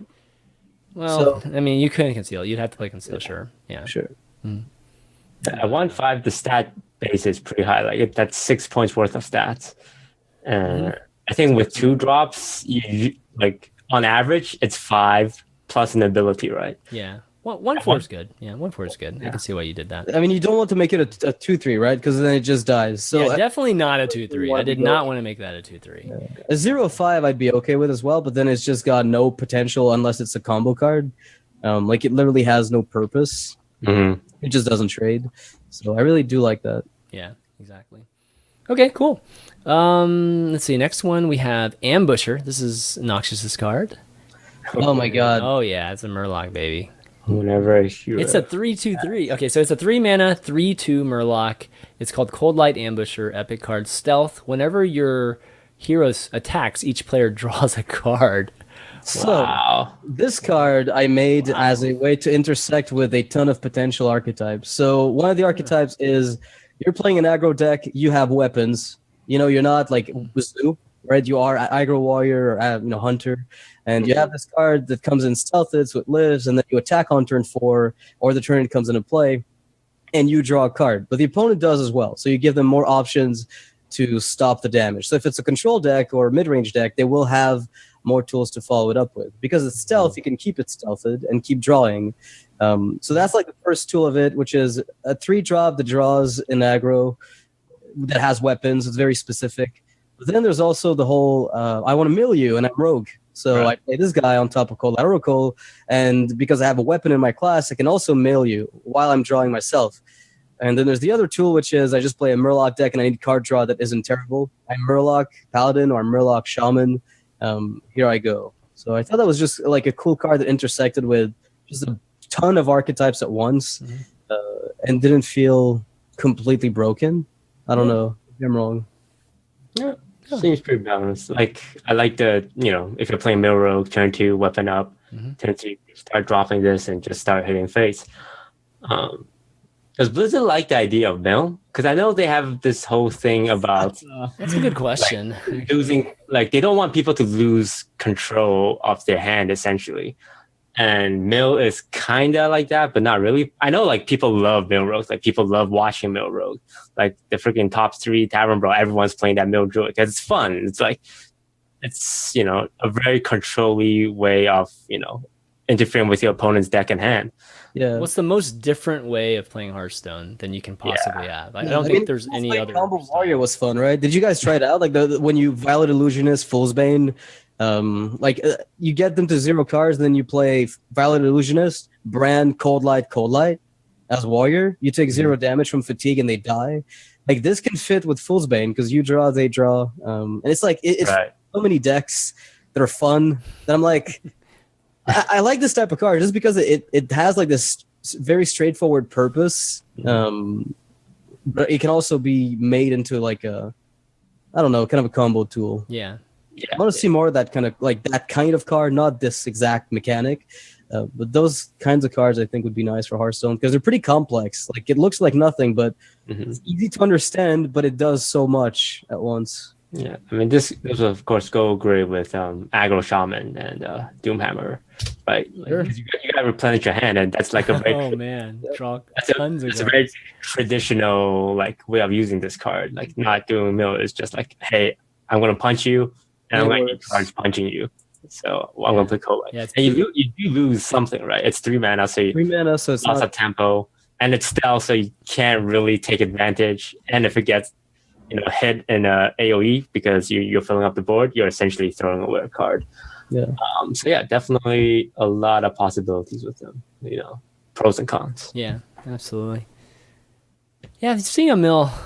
I wonder if seeing a mill in a pro environment would really be great. It's nice seeing every once in a while, but if we saw it all the time, I think it would kind of The only reason you hate it is because the only mail decks that exist are absolute fucking snorefests. Like, there are ways to make mail decks that aren't boring as fuck, but you need like hybrids or like full-out mill decks. I mean, like the card you just saw could be used in a like hybridized version of that mail deck that doesn't revolve around just drawing the game out. Like, because Rogue is a mail deck, but it's not boring. Have you noticed? It's very high action. It's quick.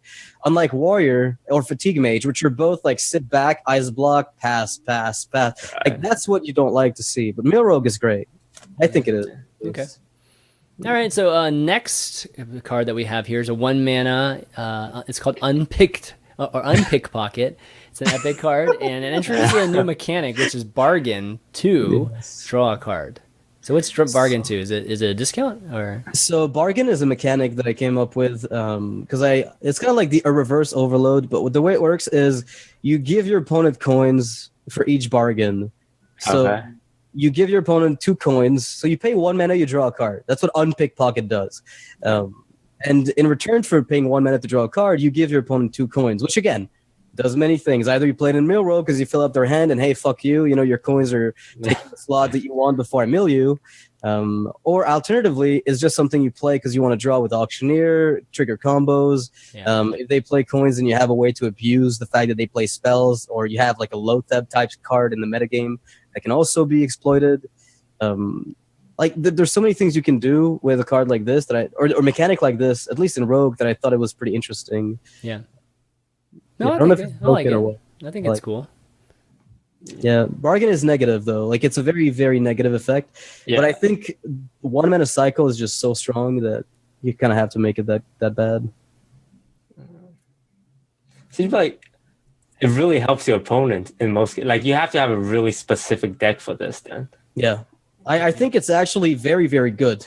Like for what Rogue does, I think this is a very good card. Because like they use the double coin, you sap whatever they played, right? Like it's that's what Rogue does. It just negates tempo for cheap. And even if you give them tempo, you can usually still bypass what you gave them through backstab, preparation plays. So if any class can use this mechanic or Unpickpocket, it would probably be Rogue. Maybe the only ones, in fact. Okay. Yeah, good stuff. We all picked Rogue type of decks this week. Some love. Yeah, definitely some love. I have a feeling that I don't know. It's funny how the cycle goes, right? So everybody's been obviously waiting for Priest for a while now, but there's going to be another class. I think Priest will get some love this coming release. So it'll be interesting to see what replaces Priest as that class that everybody endears or feels needs an improvement. Okay, guys, so why don't we do some viewer Q&A? And you guys haven't tweeted any yet, so either you guys can tweet them to @ChanManV, which will get higher priority, or go ahead and just tweet some questions here, and we'll just be looking in the chat for whatever we see here. Hope everybody's doing well, though. Didn't you have a card? Toast, did you have a card? Did I miss your card? I put a card up there, but oh, here they are. Yeah, shoot, I missed these. Okay. It's also a rogue card, don't worry.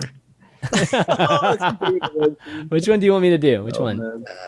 So the reverse grip one, because this was actually a card I did for April Fools, and it got a lot of attention on social media because I tried my best to make it look as legitimate as possible. You put it in Chinese too. I went to trouble putting it in Chinese and passing it off as a card that was released by a Chinese website.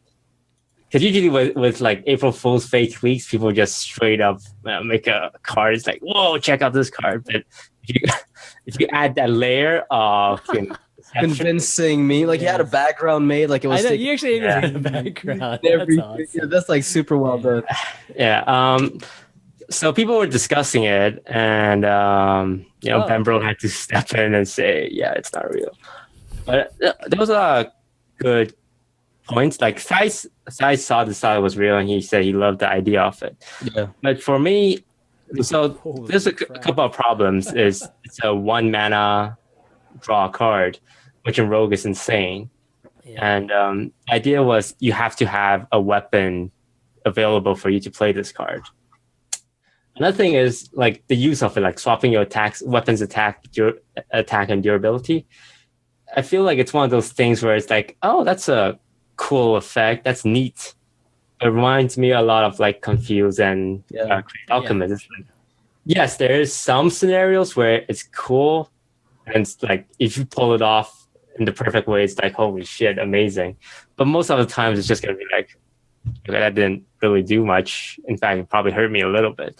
or like, oh, okay, I just get. I don't know, man. You deadly poison and reverse grip. You draw a card and you have a 2/3 weapon as rogue. I'm like, yeah, I'll take that. You know, it's like, Yeah. Do you think 1 mana is under cost? Like a 1 mana drop? oh yeah. I mean, it is a cycle at the worst Just picture case. this: I hero power as rogue because it is a rogue card, right? Yeah. So I have a 1/2 weapon. I deadly. I have a 3/2. Then I swap. So I have a 2/3, and I'm rogue. Yeah.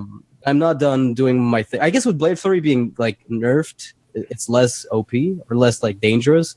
But it's basically turning your hero power into like a better Perdition's Blade, which I love the concept. But at 1 mana, the potential of Poison Blade, guys. Poison oh Blade. my god, Poison Blade, get a 3/1 weapon. But you can keep buffing it up, man. You can keep buffing it up. You get infinite durability and you just keep switching it. Like you just keep showing it from hand to the entire game. You can't decide how to hold your weapon. Oh my god! I won the right hand. Exactly. This blade is complicated. Left-handed or right-handed? That's good. Good shit. Good shit. No, this is cool. I mean, I like the.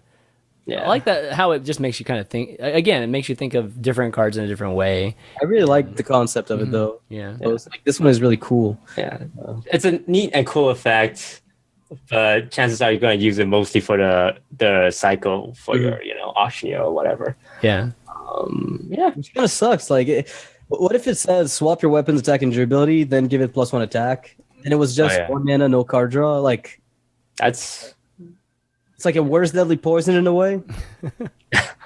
But it's sometimes better. not real. I mean, gaining an attack and durability is, It's like almost 1 mana, 1 damage, really, if you think about it, because like you lose your weapon, but you turn is like let's say we have like the Wicked Knife, right? Like the basic rogue dagger. It would basically become a 3/1 weapon. So it's like you've deadly poison and lost 1 durability. Like how bad is that? So you'd have to combo it with other stuff to make it better. I think if Rogue had more weapons to play, then this would, Yeah, I don't like giving rogues weapons though. Like it makes their hero power so bad. It's like anti-synergy, right? yeah. I really just hate when they give rogues weapons because suddenly I have a hero power that I just never want to use all game unless my weapon is like Poison Blade. I mean, Poison Blade was obviously terrible, but at least it didn't punish you for including a weapon.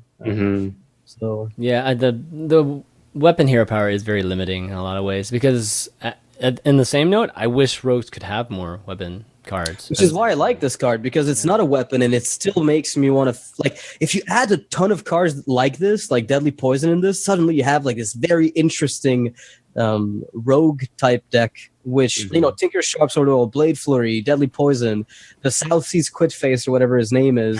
Like all these cards that are meant to interact with weapons are more appealing. Sure. Right. Without them being weapons. So top tier design in my mind. Like this is just sick. Nice. All right, cool. Next one is the Kobold Miner. 3 mana, 4/3 body. It's a Kobold, obviously. It's a rare card. Yeah. Battle Cry, Excavate, which is a new keyword. 3 Kobolds. What does that mean? So Excavate is a mechanic. The name I came up with is just because I couldn't find a better name for it. I don't really know if like it makes sense, but what happens is when you excavate a card, you dig through your deck until you find that card. Oh, okay. In the process, you mill everything on the way. So excavate, say to Ragnaros, which there's no card that lets you do that. But the point is, I mean, you couldn't do it; it would be broken in combo decks. Like you can't have excavate a legendary; you would just kill the game. But excavate, say kobolds, is like I get 3 kobolds straight out of my deck. But I lose everything between those kobolds. So all the way down to the first one, then I mill everything. I Fel Reaver myself down to no cards at all, to where I die, essentially. So Kobold Miner is just kind of a fun spin on the idea of Excavate. But the mechanic itself, I think, has some degree of... Like, if you design it carefully, right? Like, that's the thing. That's a broken mechanic. Everybody knows it. So if you design that mechanic carefully, then I think Hearthstone can use it. Like, they've done it with Curator. They've done it with Sands Demons, right? The fetching portion of Hearthstone. Excavate is just another way to make it happen, basically. There had to be some powerful kobolds, though. Well, I mean, getting spell damage might just be. I mean, what if double evolve kobold Geomancer is what you're digging for? I mean, that's like +5 spell damage, and if there's ever a world in which that's something you can do, where there's like kobold synergy, And okay. Imagine playing Kobold Miner on turn 3 and it's like the bottom 3 cards. That's a video for It has Toast to right be there. one last card, like because the way this guy works is he. Oh he yeah, it just has to be one card. That's true. In front of your kobold is the last. Oh, that's card. brutal, Plus man. your deck. So Like a meme card, really. like compare this with say Curator. Let's say Curator was an excavate, like this effect. It would mill you Oh my completely. god. Like what changes would Curator gain, in your opinion, to like make up for it? Because essentially it's the same effect, but you're milling everything in between, the beast, the dragon, and the murloc. Like would it get like Maybe Curator's big drawback is it's a fetch card for turn 7, right? yeah. Yeah. That's the drawback it's got. If you ask me, if it were like a 4-mana taunt, like 4-mana 3/5 taunt that, or like 4-mana 2/5 taunt that did that, I'd be like, holy shit, this is busted. This card is way over the top. But at 7, that's kind of what makes up for it. If it were Excavate, it would have to just be Sogoth in terms of not targetable or whatever. Like of the minions you get, maybe. I mean, it's basically what Ancient Allure was for Druid Curator. I mean, in the decks that it's in, right? It's on average probably something like that. That's good. That's actually good, even if it's a smaller body. Okay, well that's kind of cool. Yeah, I think that would make for some fun times watching, having people dig for their kobolds. Be definitely good.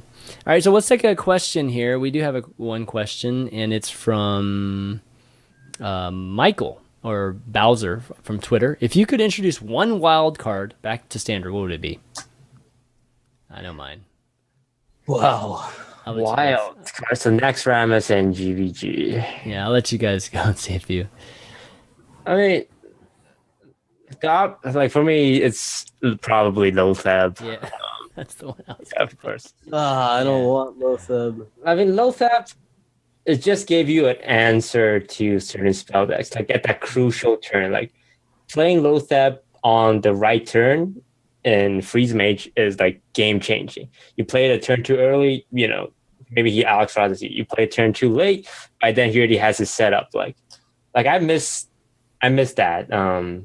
Yeah, I could see that. Yeah. At the very right point. And right now there's nothing that really punishes spell. I mean, Trogzor's no Trogzor's in GVG. I'd bring back Illuminator personally. I think Illuminator is just right. It's like a super well designed card.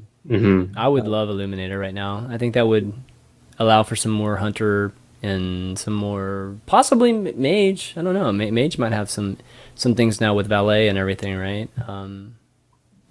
Yeah, I would like to see Illuminator too. I think I'd like to see Valen's Chosen too. If I'm gonna pick a why not unique one. And everybody's saying Light Bomb, but I don't actually think I would want to see Light Bomb. Sledge Belcher, definitely not, just because N'Zoth would be too good if Belcher was in there. I mean, if I want to bring back OP cards, then sure, I'll just bring back Lothab, right? Like, the thing is, I don't really think these cards are healthy for the game. Like long term, if you ask me, like Lothab in the core set, right? Like, can you just imagine that for a second? Like, just how stupid the game would look for so long. It's like mid-range decks, all right, slap this guy in. Aggro deck, still my top end. It's like this guy just shuts down controls. But I like the concept of Lothab. Like if Lothab were a 3/3, I'd be more comfortable with it. Yeah, that's a good point, because in the past we've seen, like, obviously with Secret Paladin, the turn 5 drop is a low. God. Yeah. It's like, I don't care if you're playing a spell deck or no spell deck, that Lothab's going down on turn 5. Yeah, exactly. It's basically a taunt. Like, which isn't the right way to do it, right? You want to use that effect for maximum effectiveness. But yeah, I see your point. If there's a way they can print a mini Lothab, like, that'd be amazing. Yeah, I agree with you. I like the effect though. So for that, I definitely want that effect back in some shape. Yeah, I think that's the only card outside of, I guess, Taunt. Taunt's a decent answer too, but that was really the only card that would stop combo. Any kind of combos deck, just like at least playing around it. So at least it gave you that ability. Where right now, it's like if you're playing Breeze, you just die to Anyfin or die or at least at the time with the charge with the warrior combos, you had no chance at all. Yeah, somebody in the chat is mentioning Hobgoblin and Mistress of Pain. Those two as well, I think, are just greatly designed cards, right? Like, there's a subset of cards that Blizzard makes that are just like hitting the perfect balance spot, I think those are it for sure. Mm-hmm. They're in there. Okay, let's see. We got another one from Twitter here. Okay, so Alex Pinedo asks, how would you guys plan to tackle the balance design on new cards? It seems hard to find defenders. People thought Warden was one. Warden is Menagerie? still one. Okay. It's another one of those cards, guys, that we're just not talking about because Malagos Druid is strong. Warden is essentially Tuskar Totemic a year ago. Just wait. It's Tuskar Totemic next year, guys. Yeah. Whenever you see it, it's next year. Oh man, you know what I'm scared of is that they don't revisit the cards they've got for the next 2 sets, and they still have they have the thing from below for Druid, or they've already made this obscene Totem Golem type card for Beast Druid. If they've made that card or those cards and they add them to the game while Menagerie is already included, it's gonna be Tuskar all over again. And I really, truly, deeply hope it doesn't get there. Yeah. I mean, the 3 decks that are on track, in my opinion, for that to happen is Beast Druid, Resurrect Priest, and Thief Rogue to a smaller extent. That they're pushing this kind of synergy, right? Sure. Mm-hmm. They're giving the pieces slowly. Eventually, it's gonna reach one expansion where they just give crazy one, on it. Yeah. They've done with everything, right? So yeah, Shaman experienced that with Thing from Below and Flame with Faceless on the same expansion. It's so it just went from a below subpar deck to just insanely strong. But they were building it since TGT essentially. I mean, we just got Raven, Enchanted Raven and Menagerie Warden, right? As Druids. Right. So they flopped on Wild Walker, they flopped on Druid of the Fang, they flopped on Knight of the Wild. Yeah. So all we're missing right now is okay, so they realized those cards were bad. They figured out 2 really good cards to include, Enchanted Raven and Warden. Mm-hmm. Now, if anything, if history is an indication, next set is going to contain 2 really sick Druid cards, and the next one after that is going to completely ruin Hearthstone. So, what's funny is Druid of the Fang and some of the other cards that were beast centric. Those cards would have been fine if there were just more if they had as many beasts as there are now, it would have been fine. They had enough. Just Wild Walker would have had to be a 4/5 baseline, and it would have needed to be a 3-drop. Beat wasn't bad. I mean, I thought Druid of the Fang could have been good if there just wasn't enough. I think viable beasts to play. If Druid of the Fang was around now and Big Game Hunter is gone, it'd be gone. It'd be crazy right now because it'd be Flame Wreath basically. Yeah, exactly. 4 mana. I don't think it would be crazy. That's a bit pushing it because. I don't know. It's it's an okay minion, but if I can play Tiger or Druid of the Fang, I'll just play Tiger. It's what? I don't know. I have a hard time. Man. It's hard to say because it is very beast dependent. There's Stealth Beast in the form of Druid of the Saber, and there's also Mark of Yashiraj to increase survivability. But you're right. Even now, that's true. Even now, I still have trouble sometimes keeping a beast alive playing Beast Druid.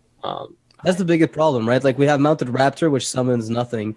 If Kindly Grandmother was a 4-drop for Druids, the leftover a dumpster tier beast, and suddenly, I mean, people don't play Raptor. People play Druid of the Flame, right? So it's better. Yeah. It's a mix. I mean, Muzzy was number 1 in Legend for a lot of last season with the Druid. But personally, I'm kind of with you guys. I haven't struggled against that deck at all because I play control decks generally, and it doesn't have an issue with that deck at all. Not even close. I almost never lose to Beast Druid. When they get card draw, what worries me is if they ever get card draw in the form of, how shamans have had they had Manatide and Ancestral Knowledge for a while to compensate for the lack of draw. Yeah. Nowadays they really don't need it much because they just generate value through Tuskar and everything. Well, the hero power generates value.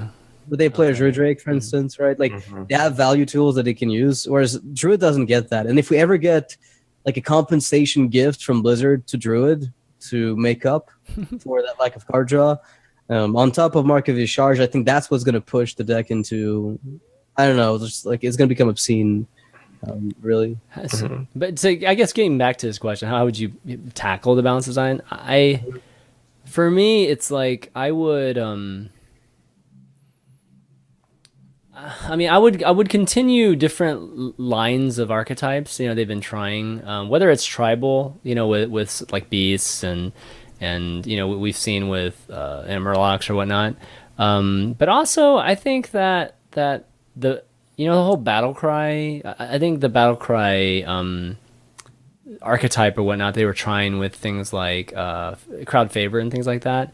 It's pretty simple, but I think they kind of just stopped on that. So I'd like to see them kind of continue on some of the things that they gave up. I'd like to see them still explore Inspire to a degree, because Inspire, that Inspire mechanic is one of, if you think about the hero power gaining more value, that's one of the reasons why Shaman's so good right now. It's because they brought so much more value in other cards from the Shaman hero powering, like things from below. It's interesting you say that, because I absolutely love Frost Giant. I love Fencing Coach. I love Maiden of the Lake. I love Koldara Drake. Right. I loathe and hate Nexus Champion Sarad, Coda Rider. Like if they become good and they're like just top tier, those cards are just bad for the game, right? No, it's dangerous. Don't get me wrong, but I still think the general concept. I think the concept of Inspire was a good one, and it's hard to do it, but I feel like one of the limiting factors in Hearthstone is still the hero power. Like we just talked about the rogue hero power being so limiting, right? And just Poison Blade was a great, like the design of Poison Blade is actually fantastic. It's like if you had to have me like choose a few cards that are just super well designed, like Poison Blade would be up there. The only issue is the cost they gave it. Because you talk about Inspire being good. What's good is when they make cards that make your hero power give you more value, but Inspire is not the right way to go about it. Like very often it's just, well, you either keep getting 3/5s or random Murlocs and you win, or it does nothing in the case of most Inspire cards, which is why most of them suck. Blizzard knew that, so they just made them all terrible. Like they knew that. I don't think they knew that, because that would. Oh, they knew, dude. Everything that is would be crazy if they just like threw away an expansion. They did. Like Oh, they did. They like. There's no way they don't. Fencing Coach is a 3-mana 2/2. They thought about it. They thought, is it fine for us to give you a good turn 3 tempo play if you're going to streak into turn 4 Murloc Knight? How is Recruiter an epic? Like, they know it's garbage. That mechanic is just over the top. I think maybe they expected the meta to slow down to a crawl. Because of the Joust cards. Like, wow, if you win the Joust card, you're gonna win, like the Gadgets and Jouster. You win that, you got 1 mana 2/3, and the Fisher from the Paladin. You win that, you're healing yourself for so much. And the Jousting Champion, I don't know the name of any of these Joust cards because I've never seen them. The one that gains Toast doesn't know the names of them, then they're in bad shape, man. The one that gains the Divine Shield. Master Jouster. Master Jouster, yeah. Like all these defensive Joust cards, like if it procs, it's like amazing, and it would have definitely slowed down the meta, because the idea is that if you're playing a slow deck, you have higher cost minions, and if they're playing aggressive deck, they're lower cost, so you're gonna win more often than not. But if you lose that Joust, it's like you're gonna lose the game. King's Alec is probably like the only decent Joust card in my mind. It's a 2-mana 3/2, so it's most of the class ones that actually end up working. Like Healing Wave is not bad either. There's I think the general ones, it's tough to make non-class cards, because if you make a non-class card really good, then it's just everywhere, right? And that's when the game really starts to homogenize and that sort of thing. Yeah. Mm-hmm. I think they were just expecting the meta to be at a point where hero powering was okay, right? But it wasn't. Like that's obviously not like. I don't know. I have a hard time imagining a world where they thought that was the case, like with Nax and GVG. They made Lock and Load that expansion, right, in TGT. Yeah, I think Lock and Load. Yep, it made Lock and Load. Like, that's a very control card, right? I mean, I'm not saying they didn't make good control cards. It's just I don't think they expected those cards to be good. Like, I actually don't like. I can't picture a world in which the devs sit down, play their Inspire cards against meta decks, and say this is a great mechanic and it's gonna work. What they realize is if we give this to if Murloc Knight is a good card and Paladin plays it, we're fucked. Let's make Inspire shit. Like if Paladin with what it was back then got to I mean, come on, just think about that, right? Murloc Knight, if it were good, like how toxic would that card be? It'd be so obscene. Oh my god. I mean, it's been close a few times to being played. It's been the best, but imagine if it were good. If Inspire was just good. Mm-hmm. Like that card would be Mr. Challenger level oppressive in a world where Inspires. Yeah, I mean it's not easy. I don't disagree with that, but it'd be nice to see. But yeah, overall, I don't want them to power creep anymore.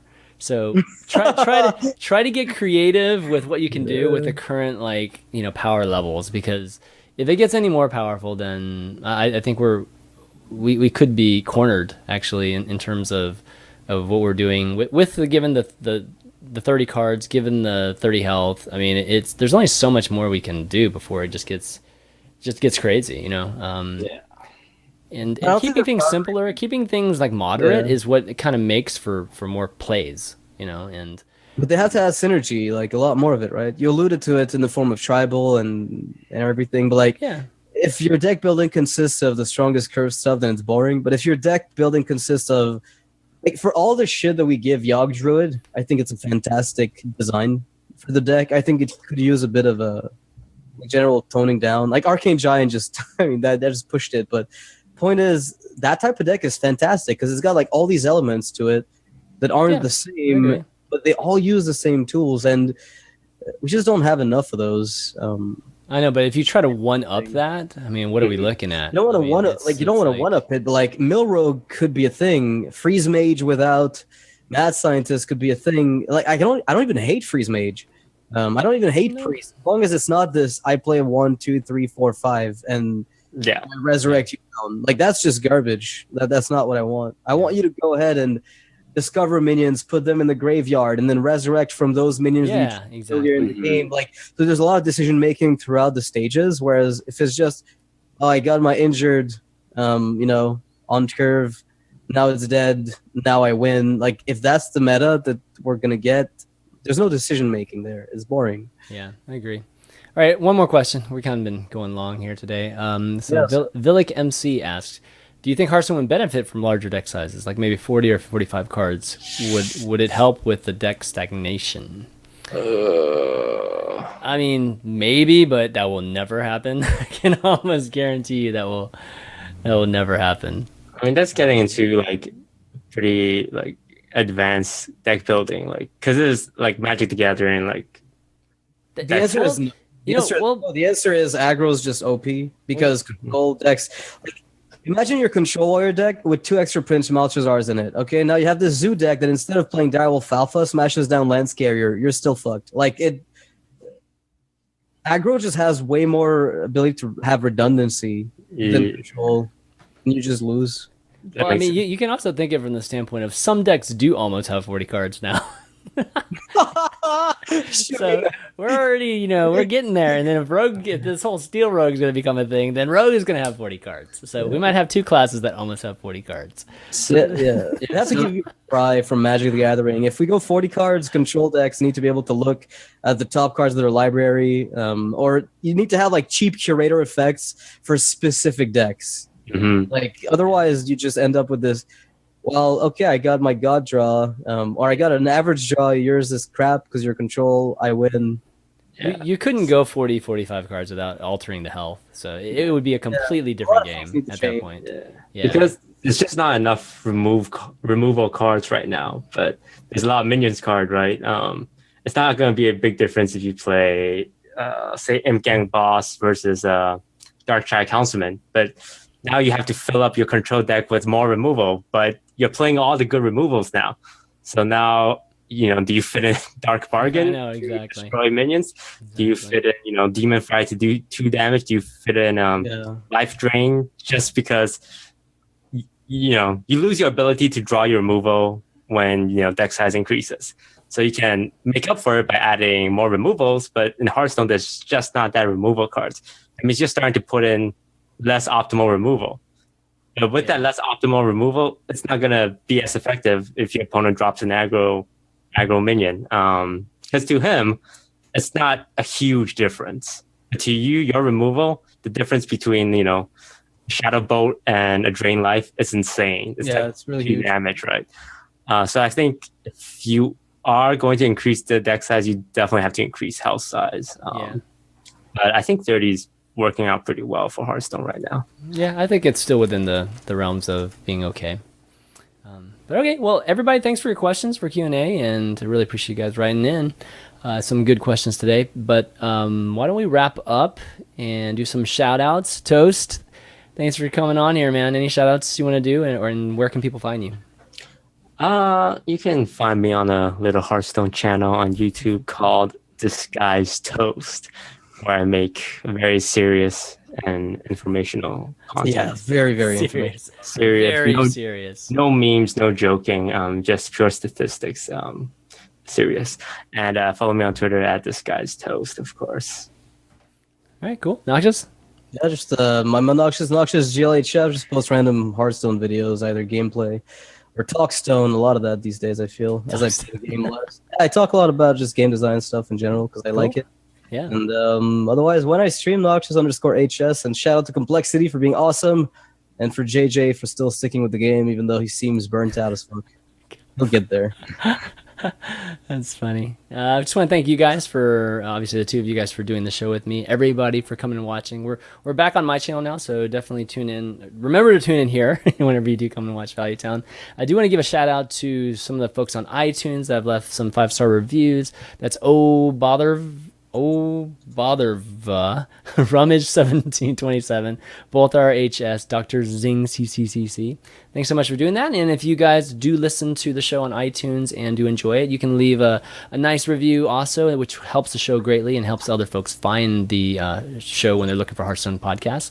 Also, we have a Patreon too that helps support the show, helps to keep it going. And there's a few patrons I'd like to give a shout out to. Just Devin Westfall, Andrew Parent, Lucas Capdeville, Atomic Junkie, Cameron McMillan, and Josh Silvestri. Thanks for supporting the show for as long as you have. And that's going to be it for now, guys. You can find the VODs for this a little bit later on youtube.com/ChanManV. And you can find the audios on iTunes and on Android. And I guess until next week, guys. Hopefully I'll survive this hurricane that's about to hit Florida in the next day. But if all goes well and I still have power, we'll definitely be back with Value Town a week from now. So until then, guys, we'll see you next time. Later. Peace.